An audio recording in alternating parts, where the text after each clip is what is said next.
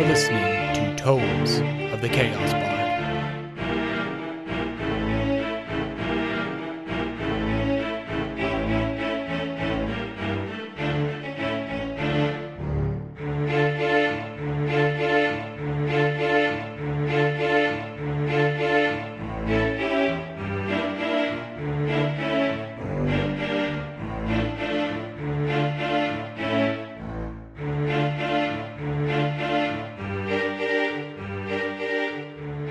Welcome back, listeners, to Tomes of the Chaos Bard. I am your Dungeon Master, Dave, and to the left we have... Henley, Boudreaux, Garoth and Lila. Roscoe. And Fenrir. I don't know what happened there. Fenrir just hit puberty. he is an elf. They hit puberty at different times than us.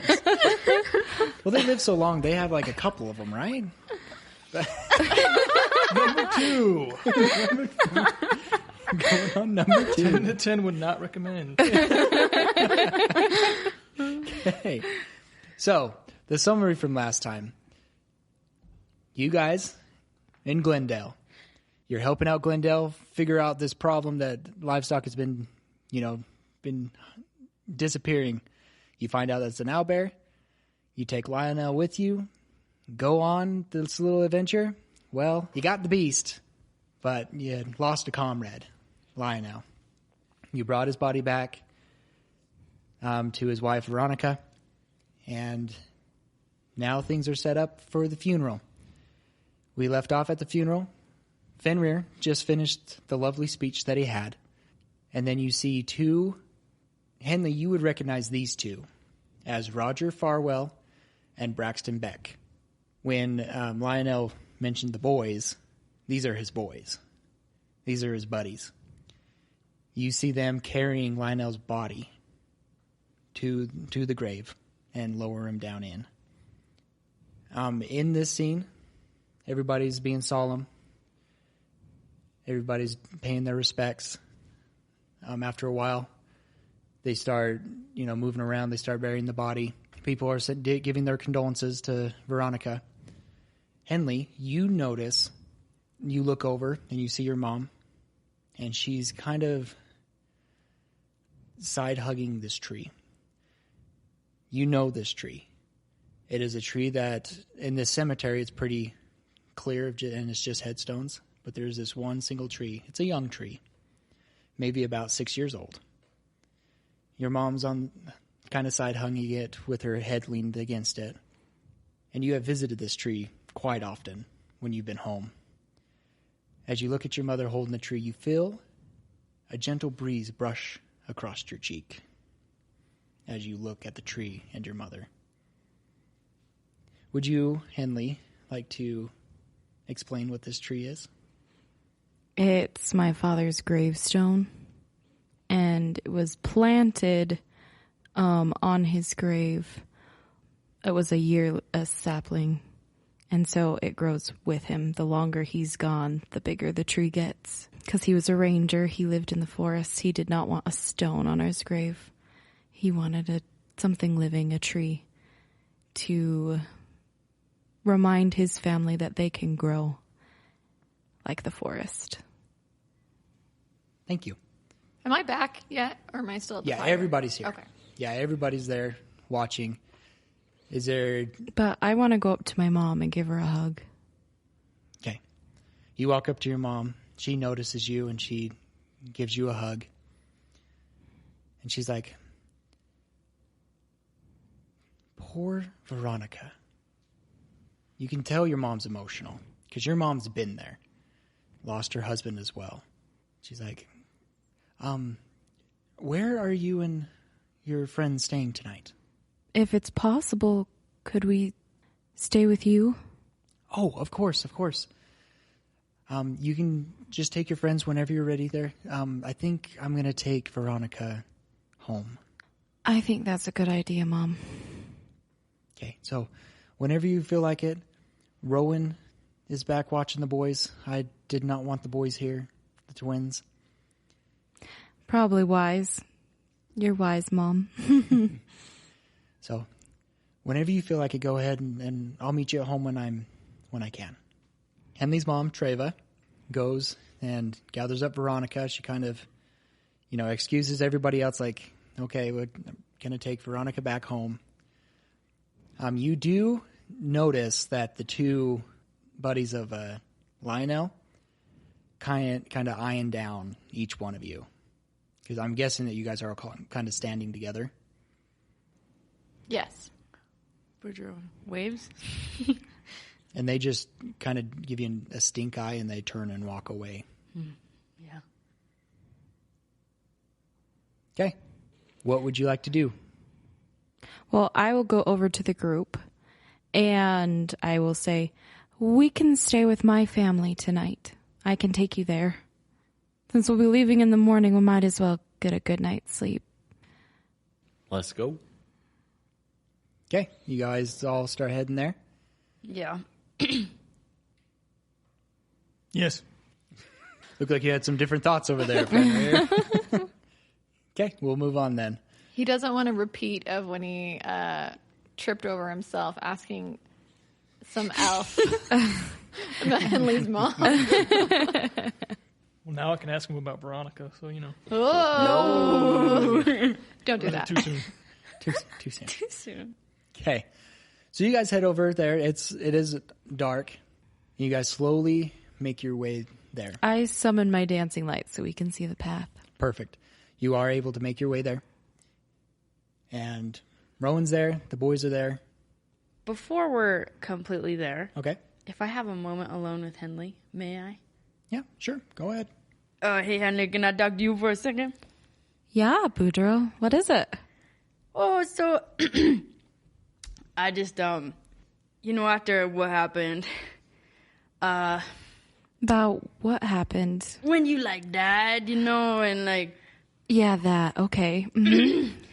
I was just thinking, I don't want to influence your choice in what you want to do, but I thought I would put my word in that, maybe you want to stay with your family? Oh. The only reason why, because, I saw, this man, and he was like, I can't bring you back if you ever die again. And that wasn't my choice that you even got brought back. That was Kundas. And also, I know bad things coming. I don't know what, but I would really hate for you to miss time with your family if you had a chance to stay with them. Oh. I'm so torn, to be honest. Rowan wants to go apprentice with some wood experts in Avalonne, and my mom will be all alone here with the twins, which can't be good. You'll find out. I've been so torn, but you guys saved me. I feel like I owe it to you to make sure that you guys don't get put in the same situation I was. My dad said that loyalty to your friends is almost as important as your family. They become your family on the road. And I owe you all a life debt. Especially you, Boudreaux. No, don't thank me. It really was someone else, Kundas. I'm so torn. I don't know what to do, but I feel like I've been given a second chance, and if staying home with my family, is that really using my second chance wisely? I wish my dad never got a second chance. He died saving Glendale from a horrible man. And I tried to take revenge and have him killed, which worked, but then all my ranger friends were killed in the process. I have a second chance to make a difference, but I don't know what to do with Rowan leaving. I feel so obligated to help my mom. She's all alone here. She has a business to run and some terrible troublemakers to deal with too, and I'm sure she feels like she needs to help Veronica now, too, that she's probably the only one in the village that really understands what it's like losing your partner. He nods a little bit. Yeah. I would be happy to have you with us, too. Why did you leave home? Henley, I don't know how to put this. I didn't choose to leave home. Just like the first time I was told to go. So do you make any of your own decisions, or you just do what your God tells you? I make my own decision, that's for sure. You see, Kundas, that's the reason why he brings us back. As the trees, as another race, the animal. He give us another chance after another chance until we learn, until we become just like him. Maybe. Wow. Anyway, what I'm saying, I left home because I was forced to. Them Groven took my family. I'm here to get them back.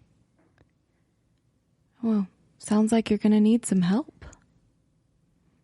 Oh, shuck. I don't know what to say to that. I owe you everything. There must be a reason. I know that time is still important. Even if we come back and we all end up being a little family of dragonflies or something, I still think that it's important to take time for them right now. And I just would hate for you to have to leave home and miss them altogether. Thanks, Boudreaux. I will make sure that I ponder on what you said and spend a lot of time with my family while I'm here. Well, all right. Let me know if I can do anything for you. All right? Oh, my mom really wants to give you a thank you. Oh, like a pumpkin pie or something? Oh, I love pumpkin pie. I don't know exactly what, but a big hug at the bare minimum. Oh, I like them too. I'm gonna put if pumpkin pie involved, just let me know. Pies and hugs. That's what I like. They're stumpy. What you doing here? Oh, well. No, just kidding. It's the pocket Stumpy. He got shrunk after his last little incident. Is there any other conversations that want to be had? Or are we good to jump straight to the family? While they're having a weird conversation over there, Garatha's going to walk by Roscoe and with the feather in her hand, because she hasn't had an opportunity to give it to him yet. The owlbear feather. Yes. And say, Jinx, you owe me soda. oh gosh, dang it. Here. This is for you. Very begrudgingly, by the way, because she's still mad that you killed it and she didn't. Thanks. Did you hear that? Very begrudgingly. Very begrudgingly. I think I hear another goose coming in. It was your kill. It's right that you have something from it. The head is bigger than you are, so Fair. maybe you can use it for some of the ends of your arrows or something when you eventually get those. If that's what you want. You were pretty good with that bow when you had one shot with it back in the cavern, so Yeah, I still don't know what happened there, but I don't know either. we'll figure it out. There was a whole lot of weird going on for all of us that I don't even know. Anyways, I think that you should do something with that. And anyways, this is for you because I didn't get the kill. And a warrior should have something, especially from their big kills. Well, thank you. We'll take the feather and do something with it. And then I'm very awkwardly gonna like stare at him for a second, awkwardly, and then walk faster away. Perfect. Roscoe's awkwardness is rubbing off, apparently. No, I think it's just she's still just so like sore because she did a lot of damage. She stood in front, and then this little dude comes in with out of nowhere and just like hikes over top and kills the thing, and she's just mad about it. Shanks it in the face. Yeah. It's the reason it's the reason she didn't help him down. Took that pointy stick and shoved it up his nose. The pointy. Stabbity, stabbity, Yeah. stickity, stickity. If I remember correctly, that is what was said. Okay. Any other conversations? Fenny, are you playing your instrument behind us all? Just do. Yeah, he's playing a very solemn, slow type of music because he still is taking fault with Lionel's death. I wasn't sure if you were trying to like set your thing to some sort of tune or something. Not at this moment. No, okay. Yeah. I will have to do that eventually, but Kind of just a solemn And Quill. That's melancholy. Exactly. Yeah, there you go. You got to be Melancholy careful too. with that word. Okay. You eventually make it to Henley's house. Inside, as you get closer, you do start hearing some ruckus. Henley, you do hear Rowan going, "Get down from there!" Yeah! And just that kind of noise. run inside. Was that No little boys warning. or gremlins? It was the boys. Oh, okay. Both.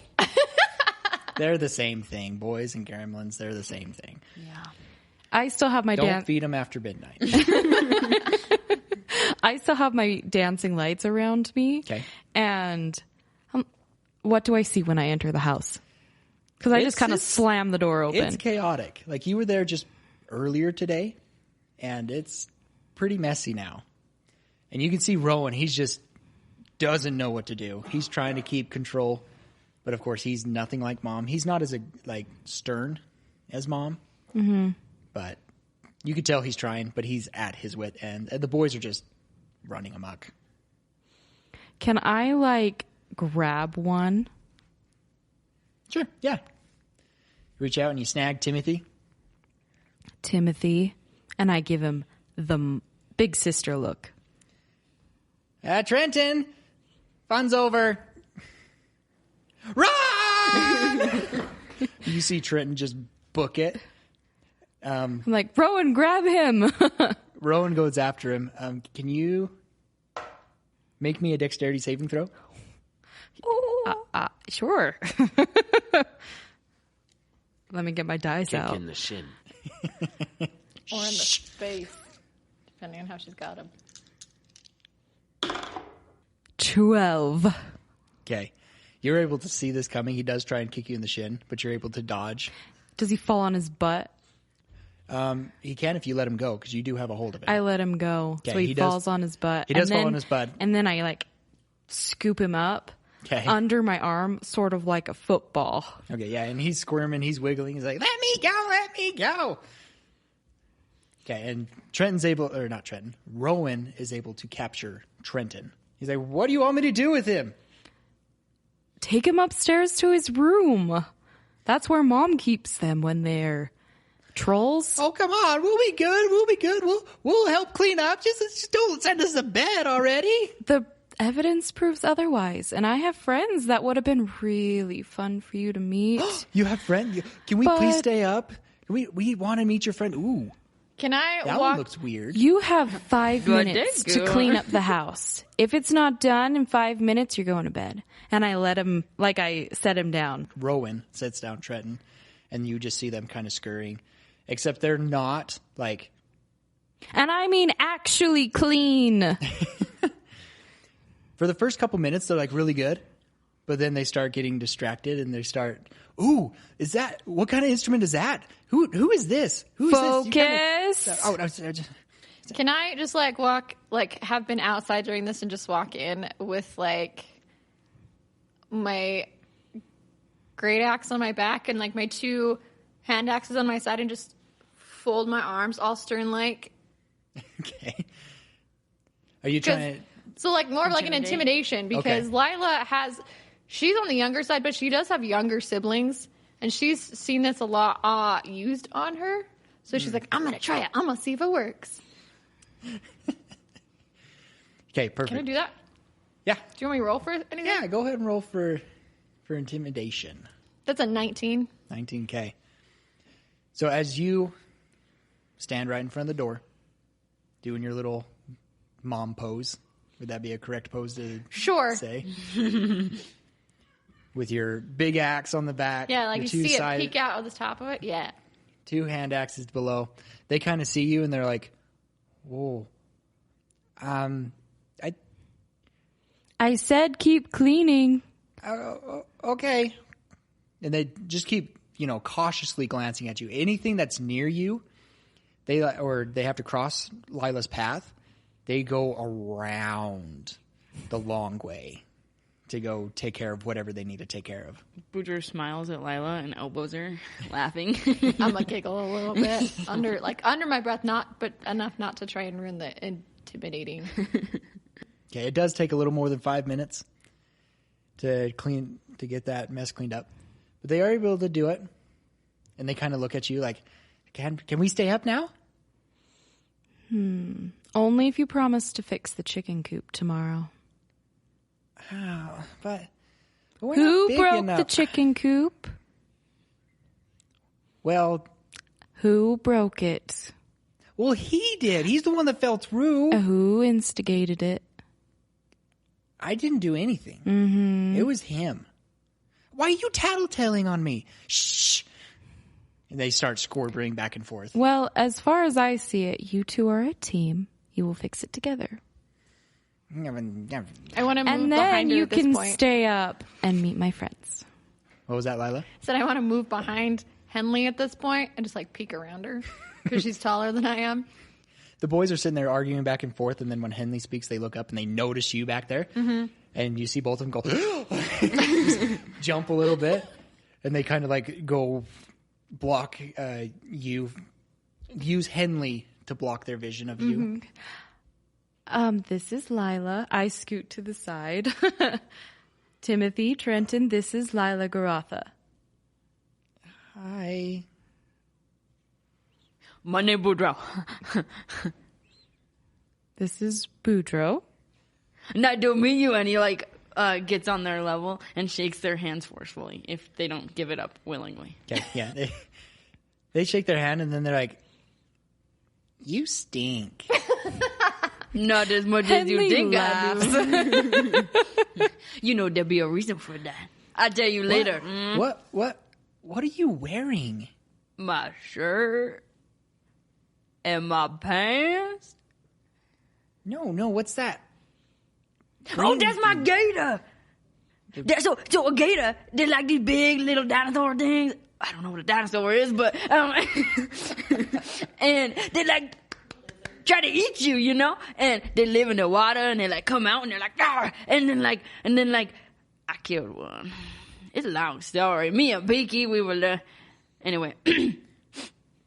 No, you want to hear this story? Like, tell us. Who's Binky? Beaky, my best friend. So we were going down there in the bayou, and then we were on this raft, and we were like, whoosh, whoosh, making the water move, and then we were going down there, and we were trying to catch some catfish, and it was real good. And then when I stuck my hand in the water, oh no, wait.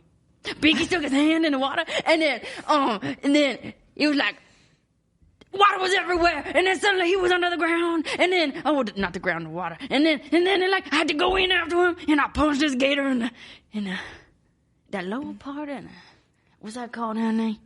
The maw. The jaw, yeah, and then they're knocked out, and then somehow I killed it. I don't even remember. It was like adrenaline I was pumping, but I saved Binky's life. You see their eyes. They're super big. They're like, this is so cool. And now you say I stink. That's why. Hey, Fenrir, did you catch that? There's a story for you. Oh, and this is Roscoe and Fenrir. Fenrir's going to get down on, kind of at their level, look them in the eye, and kind of assessing the scene. He's going to take them over, and he's going to start telling them a story about, let me tell you about these two twin magicians that I have read about. We're twins. Yeah. Twin magicians.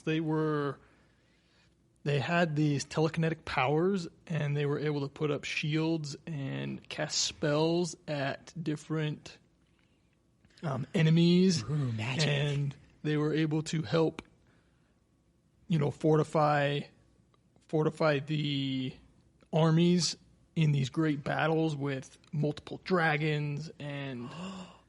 Dragons? Yeah, dragons. Not even Dad faced a dragon. What happened next? Well, they actually ended up being bad guys. So that better not be you two. They turned on the army, and they went and helped the evil big bad dragon and his rider. And they kind of look at each other, and they both at the same time. But we could have dragons! Yeah! Yes, Roscoe. Aragon? Okay. So you guys are sharing stories.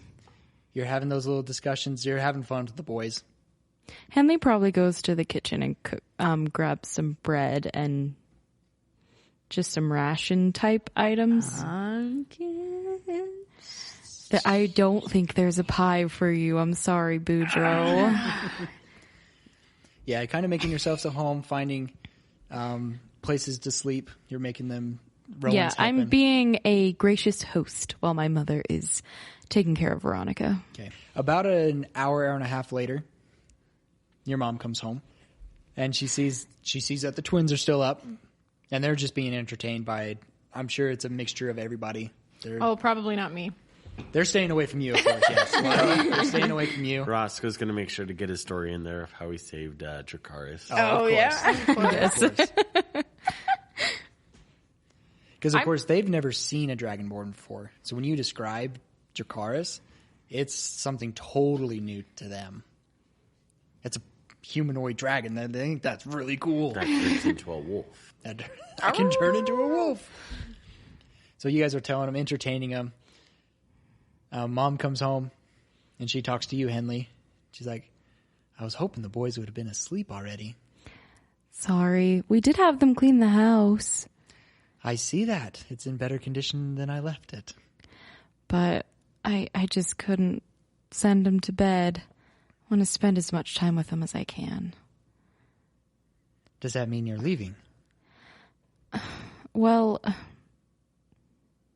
because of my experience, I did just want to spend as much time with them. But has Rowan talked to you about going to Avalonne? He's mentioned it a few times, yes. Well, he saved up money and bought that scarecrow to protect you.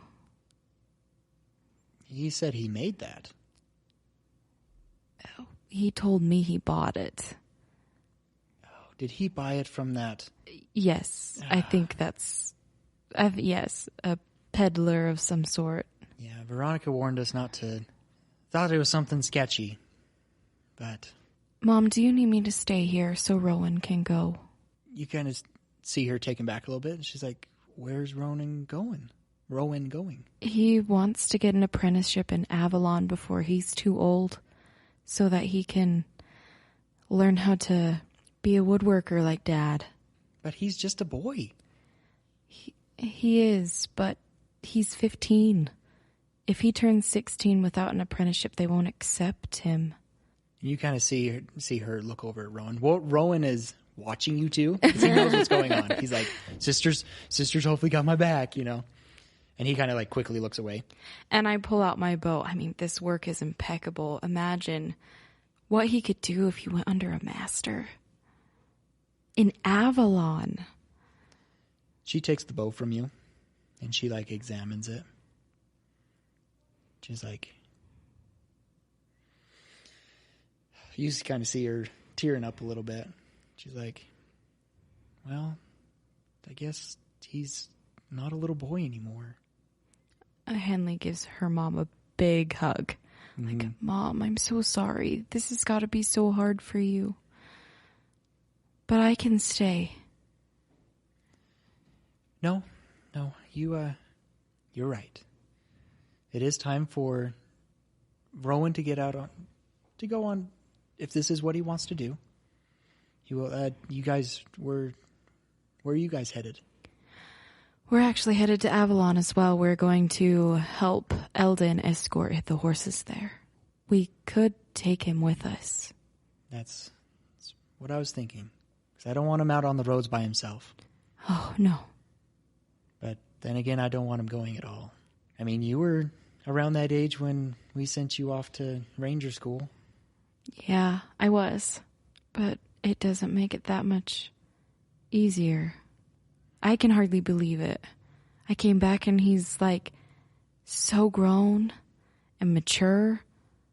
I mean, when I left, he wasn't like that.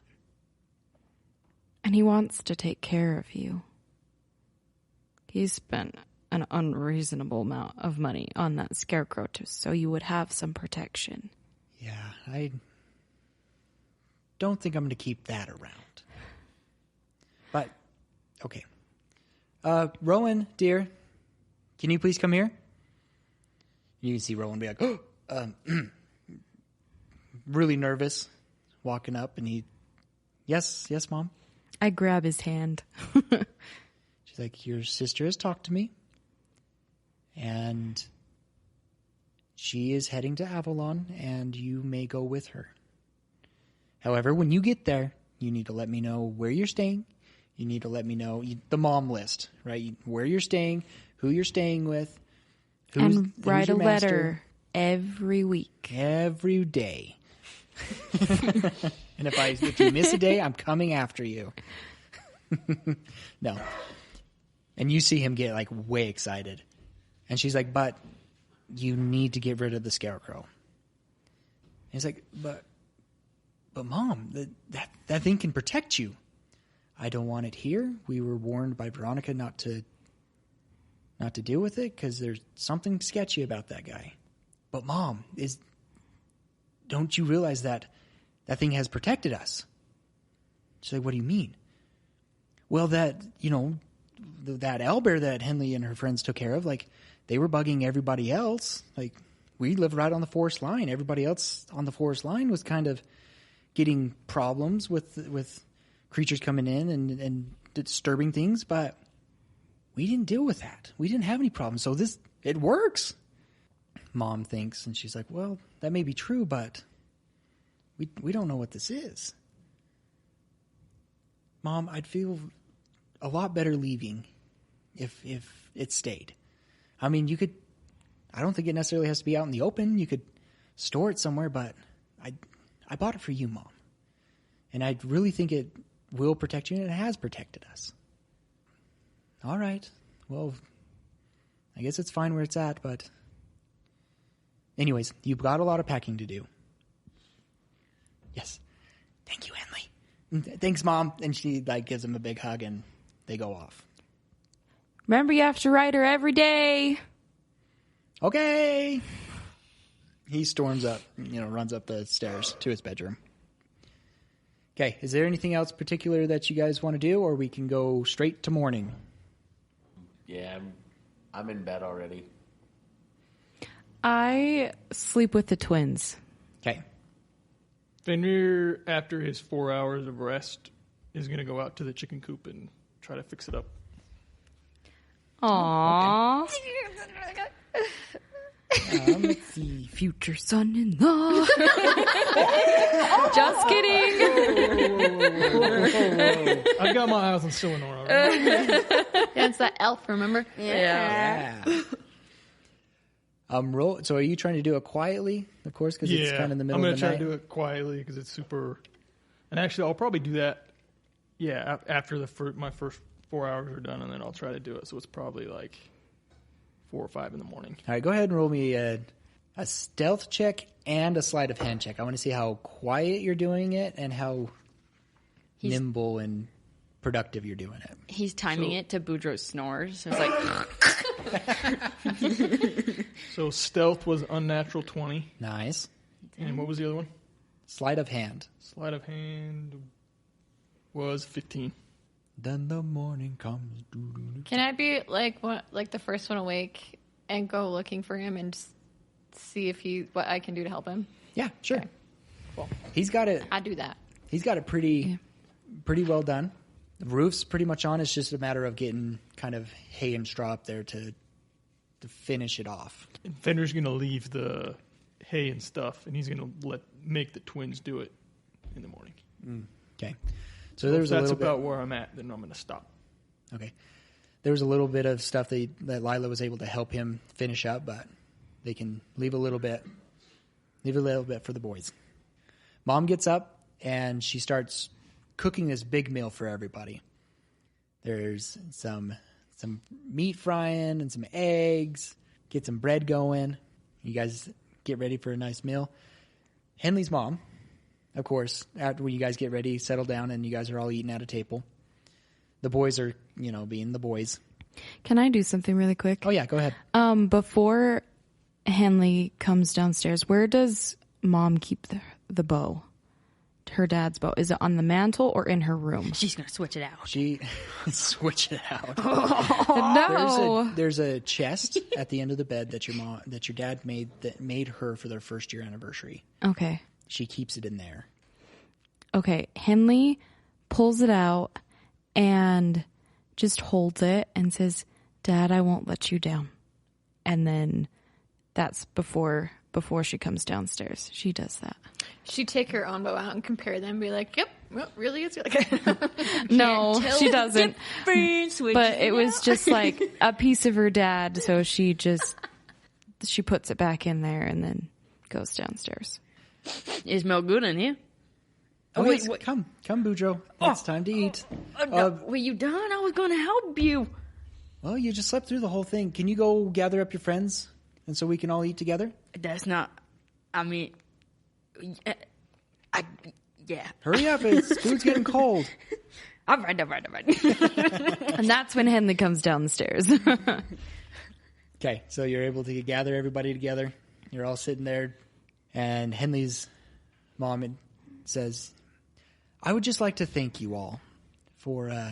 Henley told me what has happened the last, week, and I just really like to thank you guys.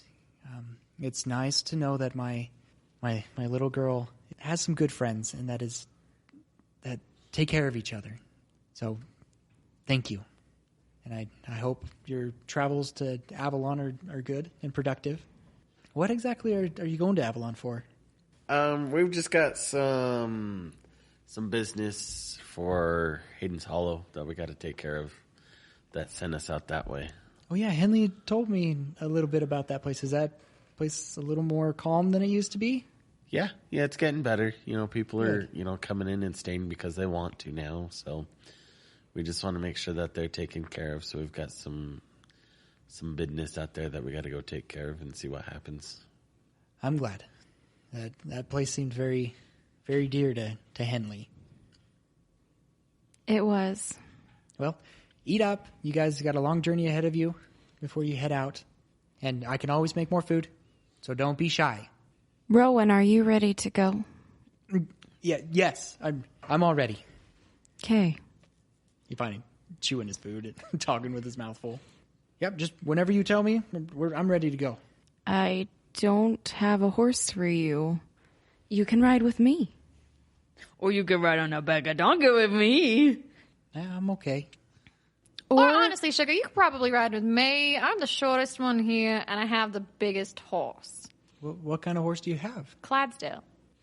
He kind of looks at you kind of up and down like, you ride on a Clydesdale? Sure do. How do you get up on that thing? I have a special ladder. Or we could just keep the horses and take the extra to Hayden's Hollow. But, Rowan, you gotta remember, if we give you a horse, you have to feed it, you have to take care of it, you have to do all, and pay for it. And when you're an apprenticeship, you don't always get paid. How am I supposed to afford it then? I have friends you can stay with in Avalonne. Oh, okay. I mean, I've never been really big of a horse guy, but, it would be nice to be able to come home every now and then, yeah. It might be too dangerous. That's true. But yeah, I'll take care of it. If that's all right with you all. It's fine with me. He's got to pay me for it. He winks at him. I don't have Speaking any of money. pay, But you have a trade, right? Aren't you good at woodworking? I am, yes. We'll chat on the way. Oh, okay. Speaking of pay, Fenrir, you still owe me some copper over there. Copper? What copper are you talking about? Oh, you know what I'm talking about. Sugar, are we going to have a disagreement? No, he'll pull out the copper and give it back to you. I'm going to start counting it. Okay. But Fenrir's going to finish up his food really quick and go out to the scarecrow. Okay. And he wants to cast spell time, identify.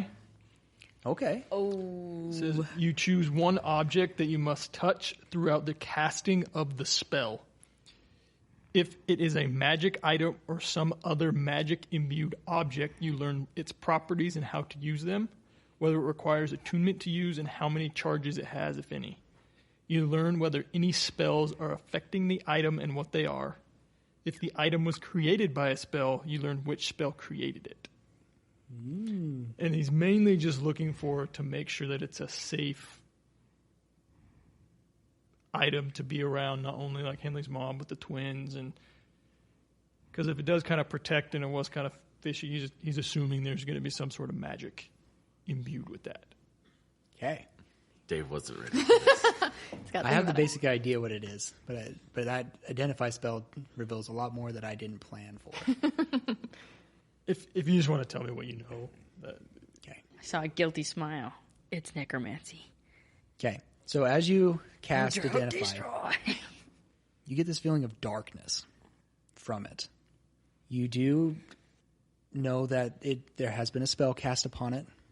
You know that it's kind of an evil spirit that's inside this thing. You know that it's cast with a spell that is meant to protect the purchaser, the one who bought it, the one who owns it, I guess you should say. However, it does seem to have some deeper magic to it that even with your identifying spell, you're not sure what it means. But you don't get the sense of it's going to cause the family harm. Is it going to cause Rowan harm? You don't know. As you're studying it, as you're looking into it, you kind of feel a darkness rise inside of you. Kind of little bad thoughts in your mind.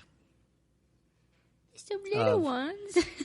just little kind of misdemeanor bad things.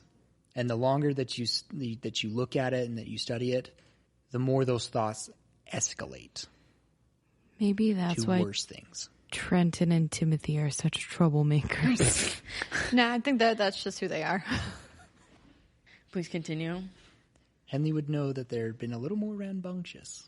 Ooh. So, Fenrir's going to walk over to Henley, and he's going to say, "Hey, Henley, I ran my identify spell over the scarecrow that..." Tell me everything. Is it okay? That Rowan bought, and it does seem to be imbued with some darker type of magic. Some that even I can't identify, probably because I haven't experienced with it, that type of magic before. And I would probably recommend getting rid of it like your mother suggested. Okay, I walk out there and try and take it down. Okay, you lift it off its stand and it comes down.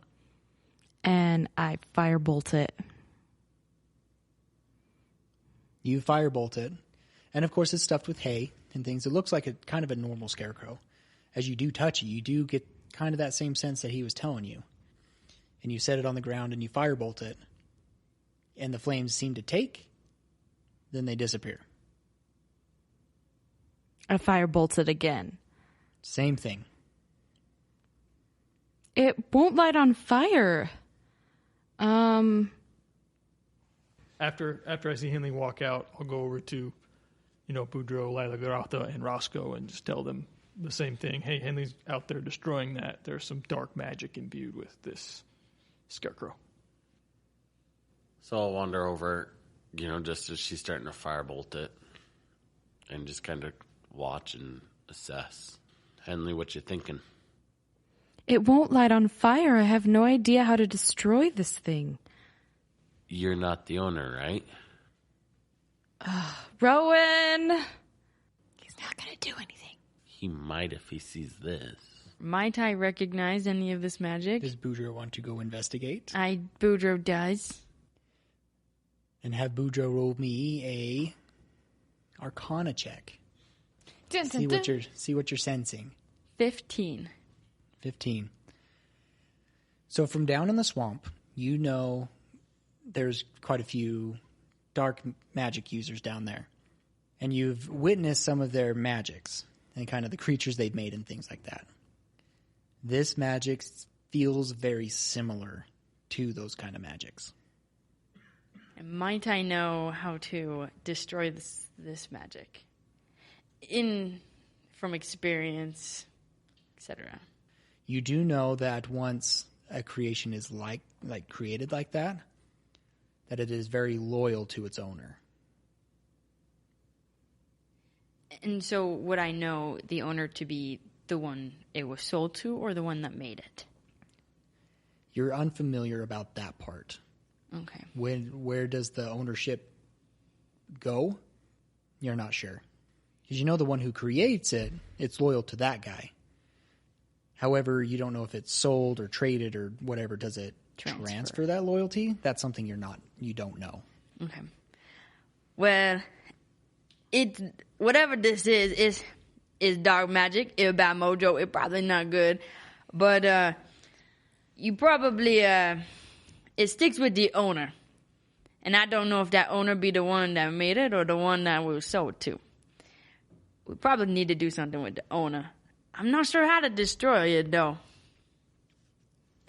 By the way, Henley, you did call for Rowan earlier. He did not hear you. Rowan! Yes. Come on out here, please. Okay, just let me grab my stuff. We're not quite ready to go. I need you. Oh, okay. Give me a second. A little while later, he does bring down all his stuff, sets it outside, walks over and he sees kind of everybody. I'm guessing everybody's around the scarecrow. Yeah, I am. Yeah. Lila? Yeah. Okay. Mom's kind of curious about what's going on, so she's going to go outside as well. And Rowan's like looking at everybody. Yes, Henley? What exactly did the peddler tell you about the scarecrow? That it would protect up to 5 acres. Anything else? That if I got the wreath that's over there, if I got that it would also protect whatever I hang it on and those who are inside. Did he say you were the owner of the scarecrow, or was he? Well, I bought it, and he said, "Congratulations, you're the new owner of this fine scarecrow." So I would assume that I'm on the. Oh, what's going on? My friend Fenrir can identify magic, and it's dark magic. But it can protect us though. Like it has. I think, at least I expected it has. You know, But it has another motive other than protection.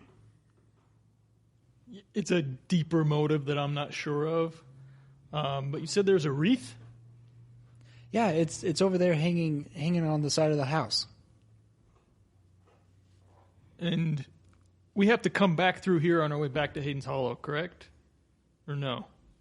We don't have to come back. It's a little out of the way. Adds 3 days to our journey, but it's always nice to see family, right? I'm going to go do the same, identify the wreath as well. This one, as you identify, you can tell that it is connected to the scarecrow. Kind of like a beacon. If something ever was to happen at this location where the wreath is, it would alert the scarecrow to come back to that location. I kick it. It does nothing. Cool. Can we take this wreath with us? But my mom needs it here. It's this. I bought this to protect her. You can't take that. And I'm not sure about magic or anything, but like I've seen this thing in action. Like it's here to protect, not harm or anything that you think. Have you noticed your brothers being a little bit more rambunctious since you got it? They're boys. They're 6-year-olds. Of course they're always rambunctious. The mom speaks up. She's like, I have noticed that they've been a lot more aggressive lately.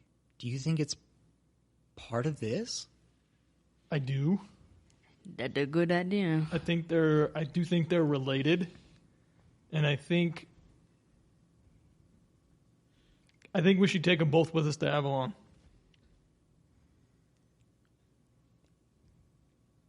You see Rowan, he's just like, but I bought it to protect my mom. Why? How much did it cost? It cost me 500 silver. No, I don't have that. Like, I don't think this is a bad thing, Rowan. I think this is a good idea. Like, I don't think, Rowan, now that I know this, I don't think it's safe to be here. Rowan, you had such good intent. And I don't know if I feel comfortable leaving the scarecrow here because it's influencing the boys. But they're 6-year-olds. Of course they're going to be rambunctious. You're right, but they've never disrupted the chickens before. All right. Knowing what I know, Fenrir's going to... Hey, we should probably get going. Eldon's going to be waiting on us. I'll catch up with you guys in just a minute. And we'll leave the scarecrow here for now. Okay. Does everybody start packing up and leaving? Yeah.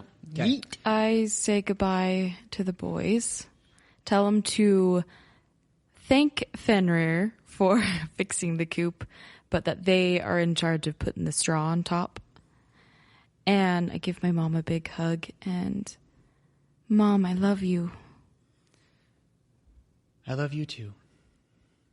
Go make your wonderful adventures. Don't forget to write, Mama. I won't. You neither, little missy. I will try. I only know where to write you when you write back. That's fair. You write first. Okay. You guys gather up. I'm You gonna guys take, head out. I'm going to take the wreath, but without Rowan knowing. Okay. Rowan goes off. You see Henley's mom waving away. And that's where we're going to end it today. On your way to Eldon's. Thanks for listening, guys. We're excited to continue the story with you guys. Big shout out to D.A. Nichols for writing our music and our songs that we have for these. If you got like what, don't forget to review us. Give us a 5-star review on any platform, and Solomon will give you a shout out. Do not forget, because he's been anxious to get more shout outs out there. He thought it was really fun. You also don't forget to follow us on our social medias at Tomes of the Chaos Bard. And all that information is in our show notes.